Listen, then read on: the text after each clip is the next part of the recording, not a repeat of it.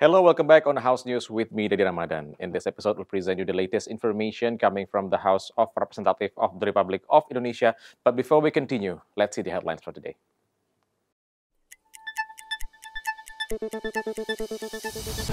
The House, through BKSAP, highlights parliamentary diplomacy as a key tool to strengthen Indonesia's free and active foreign policy amid global geopolitical challenges. In the deliberation of the Indonesian Migrant Workers Protection Bill, parliamentarians stressed stronger protections for workers abroad, prioritizing legal guarantees, insurance, and safety.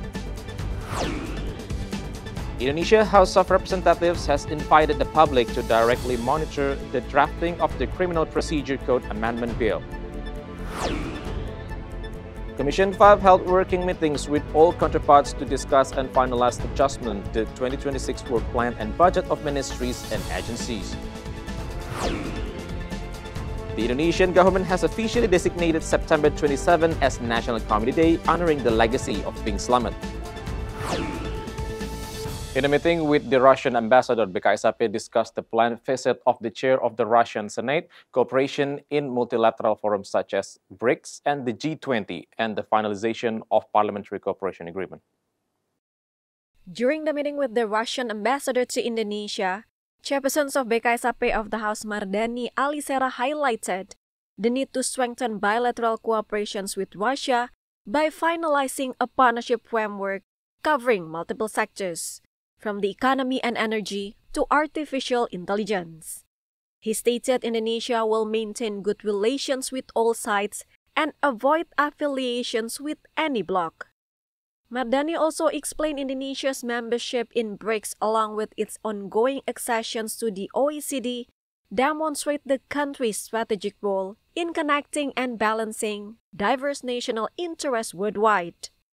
Segera difinalisasi payung kerjasama, dari situ nanti ada kegiatan yang bilateral, ada yang dikerjakan di Rusia, ada yang dikerjakan di Indonesia dalam bidang people to people, parlemen to parlemen, dalam bidang ekonomi, dalam bidang energi, dalam bidang IT.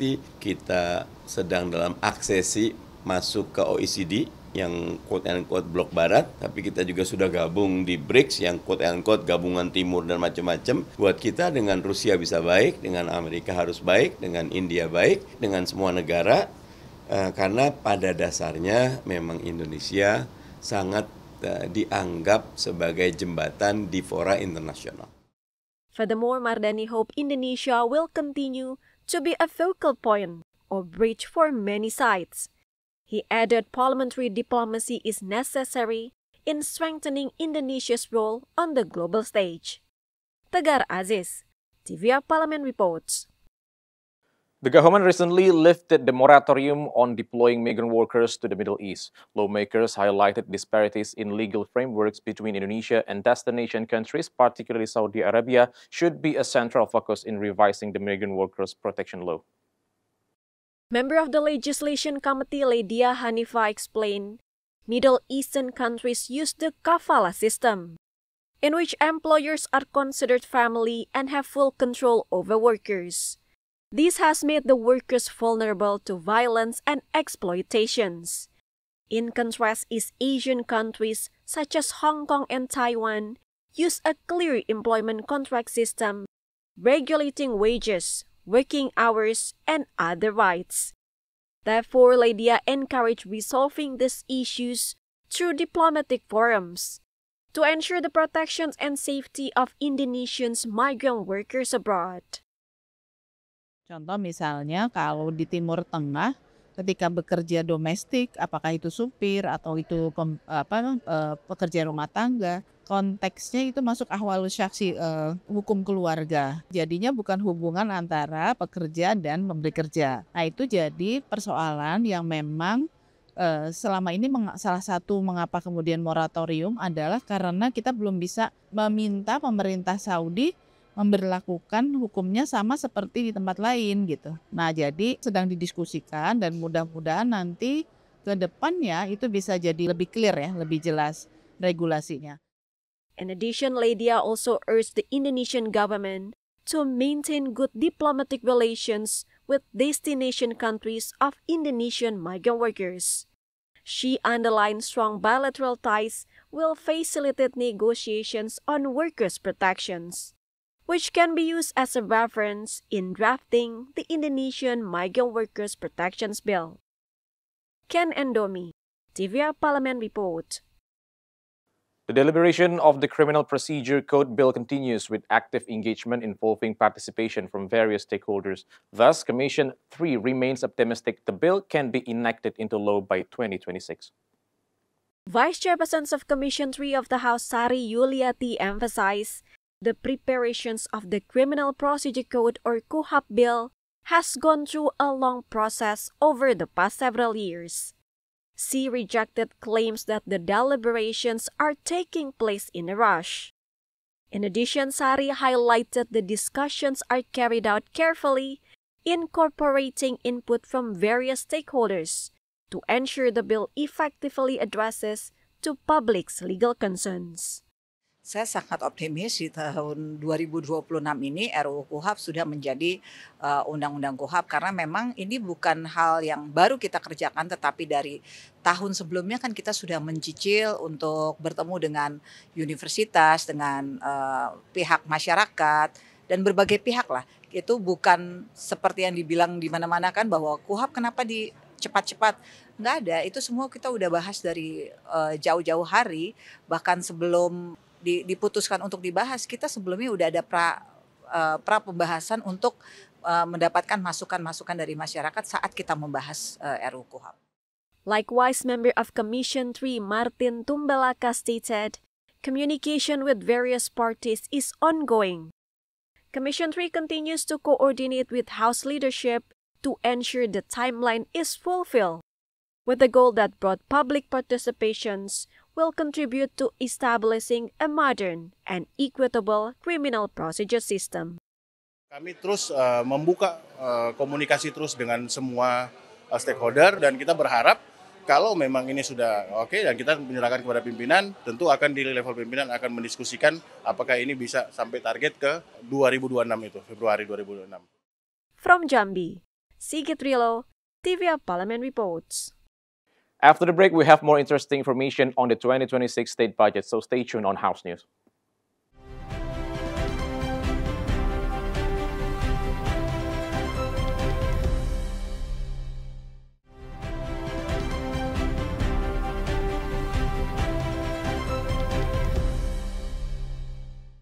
Commission 5 has approved the 2026 indicative budget ceiling for ministries and institutions under its oversight.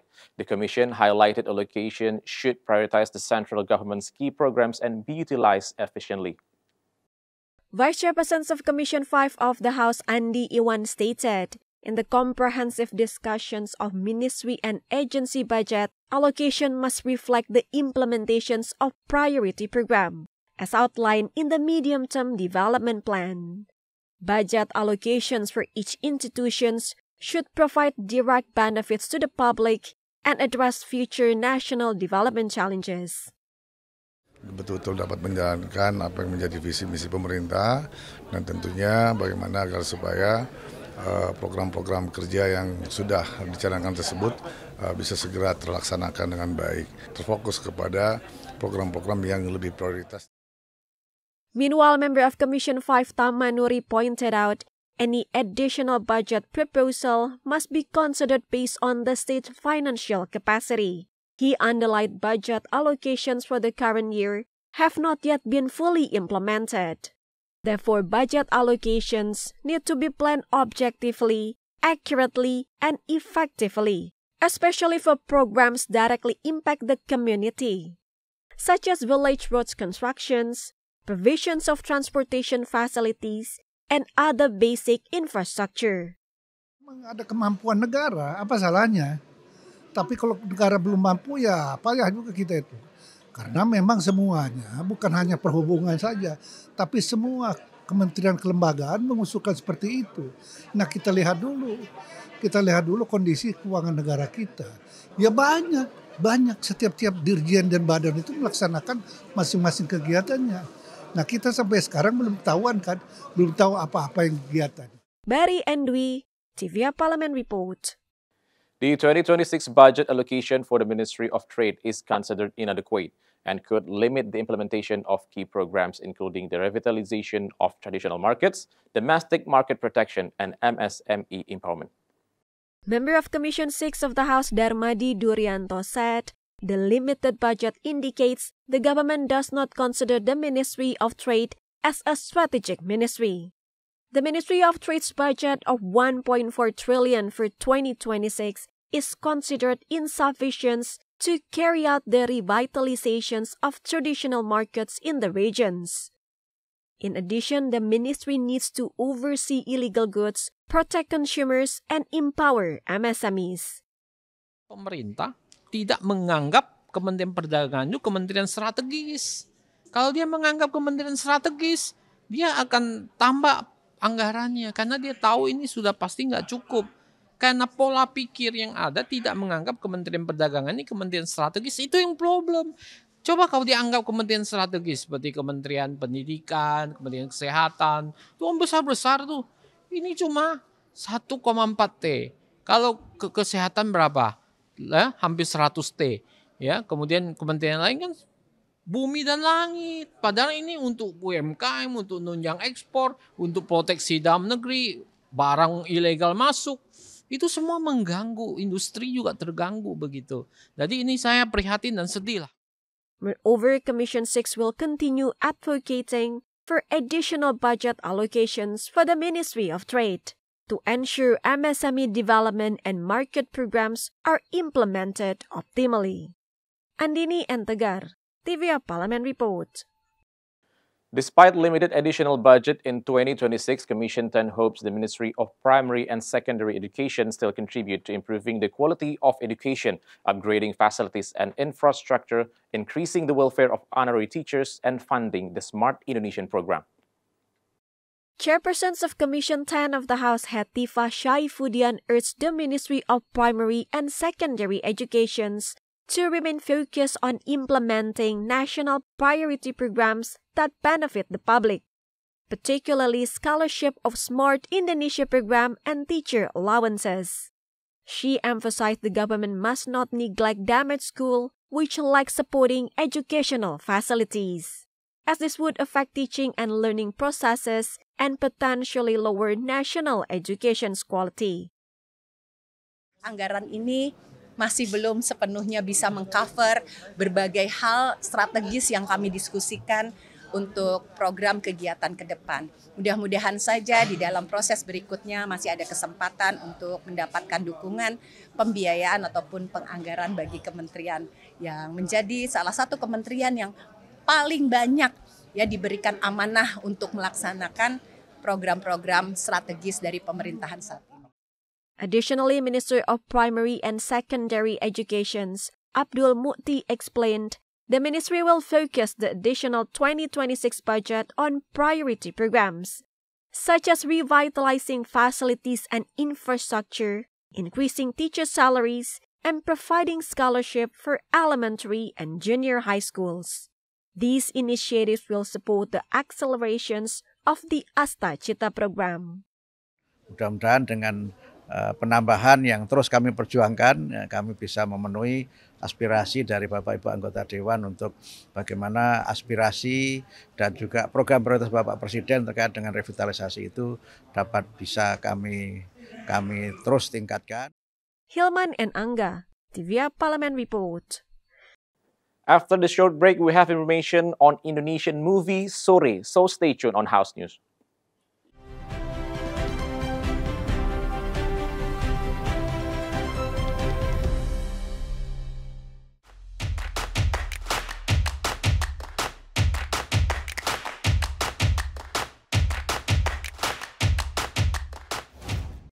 At the 5th Indonesian Comedy Awards in Jakarta, the Minister of Culture officially declared September 27 as National Comedy Day. This designation coincides with the birthday of Indonesia's comedy maestro, Bing Slamet. Who would have thought that Lauder now has its own special day in the calendar? On September 27, Indonesia officially celebrates National Comedy Day.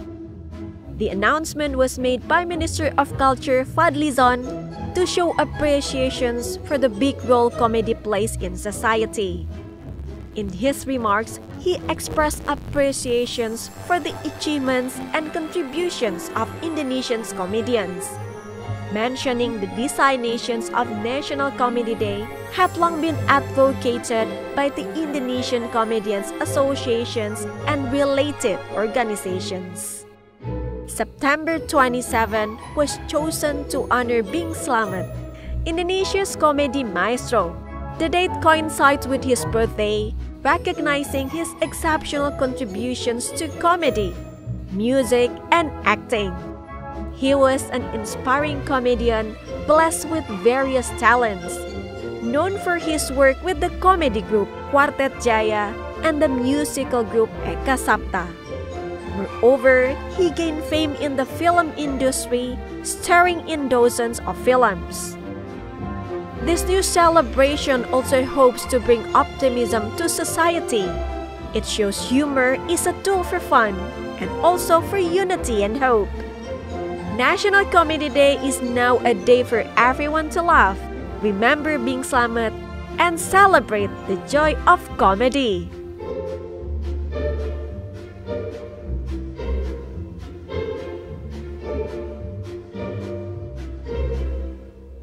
The movie Sore, Wife from the Future has been chosen to represent Indonesia at the prestigious 90th Academy Awards, also known as the Oscars, in 2026. This film will compete in the Best International Feature Film category. With more than 3 million viewers recorded on its 35th day of screening, the movie Sore, Wife from the Future has been officially selected to represent Indonesia at the 98th Academy Awards in 2026. The Indonesian Oscar Selections Committee announced the decisions during a plenary meeting after a thorough evaluations of several top national films. The committee, formed annually by the Indonesian Film Producers Associations and validated by the Academy Awards. This film is directed by Yandi Lawrence and stars Sila Dara Aisyah and Dion Wiyoko.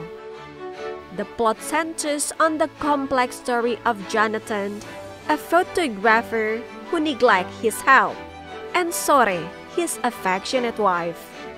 In an effort to save her husband, Sore starts on an unusual journey back to the past, with the mission of changing Jonathan's destiny.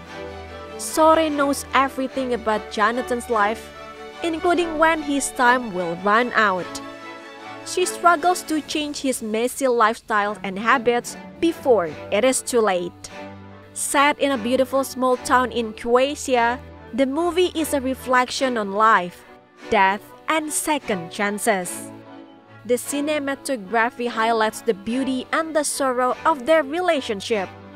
The music scoring and soundtrack elevate the drama, allowing the audience to feel the intensity of romance while reflecting on themes of time and love.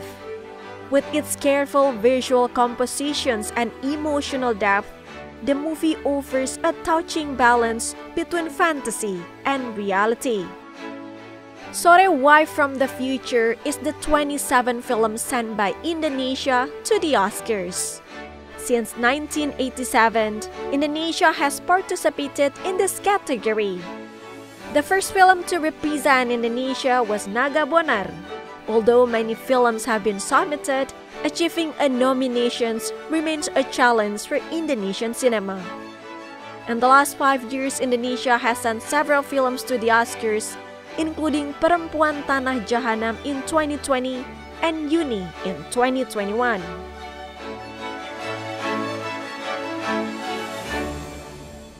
"2026 is predicted to be an exciting year for movie lovers. From highly awaited sequels, original works by famous directors to fun family animations, many new films are ready to fill cinema screens.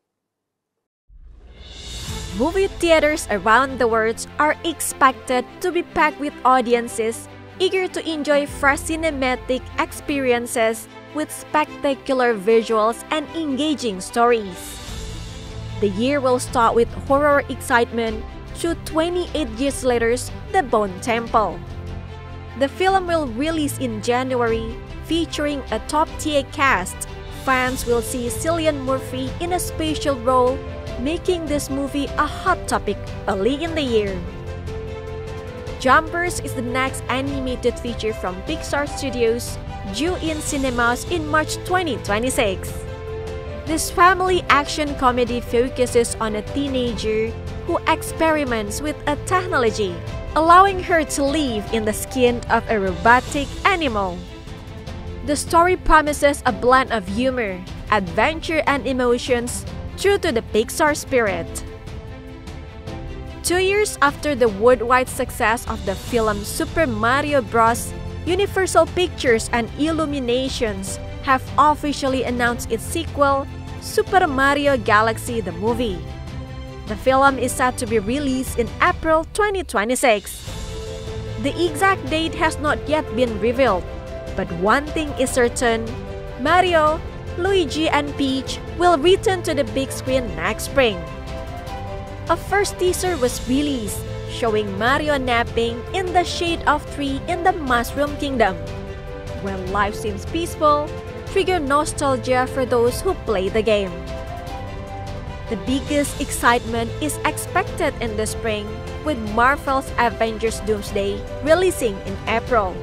With the Russo brothers returning as directors and stars like Robert Downey Jr. and Pedro Pascal, the fifth Avengers film is expected to be one of the biggest events in MCU history.